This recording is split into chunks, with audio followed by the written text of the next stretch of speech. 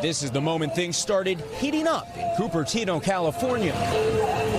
At this hot pot restaurant, a humanoid robot's attempt to bust a move just going bust.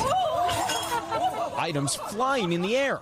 Restaurant workers appearing to try to rein in the robot with little luck.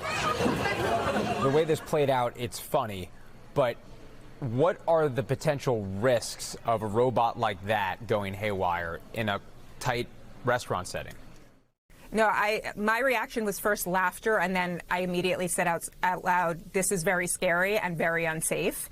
I wouldn't worry too much about this robot sort of going rogue and leaving the restaurant and doing anything. I think it's just much more of a physical fear here. NBC News chief tech analyst Joanna Stern says this humanoid should have a kill switch that its operators do not seem to know how to use. It was likely on in entertainment or dance mode, and then something just went wrong in terms of the connection. This Bay Area scene just the latest reminder that technological leaps come with headaches. This Russian humanoid debuted with a faceplant. These Chinese soccer playing robots are not ready for prime time either. But still, many companies are racing toward the future of tech.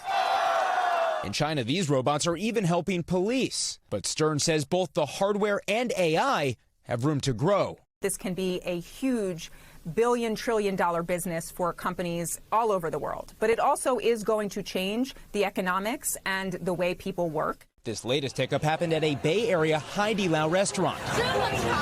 For years, the company has pitched itself as a technology innovator, leaning into AI and robotics. Tonight, Haidilao telling NBC News the robot is part of a pilot setup. The company writing in part, in this case, the robot was brought closer to a dining table at a guest's request, which is not its typical operating setting. The limited space affected its movement during the performance. The company adding, we remain committed to providing a safe and enjoyable experience for our guests. Our Bay Area NBC station visited the restaurant after the video surfaced and found the hot pot robot seems to have finally cooled off. Jesse Kirsch is joining us now. Jesse, it may be an unknowable question. How many bizarrely dancing robots or strange robot move videos does the world need? What do you think?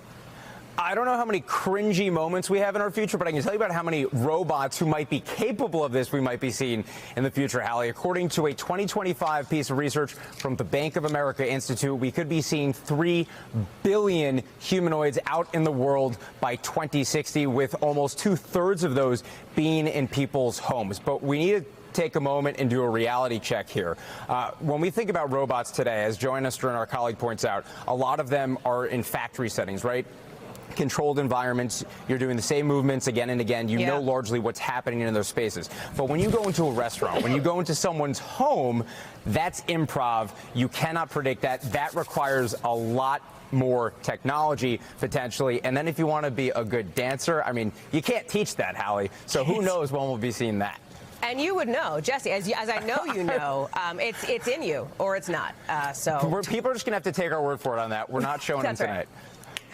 We thank you for watching, and remember, stay updated on breaking news and top stories on the NBC News app or watch live on our YouTube channel.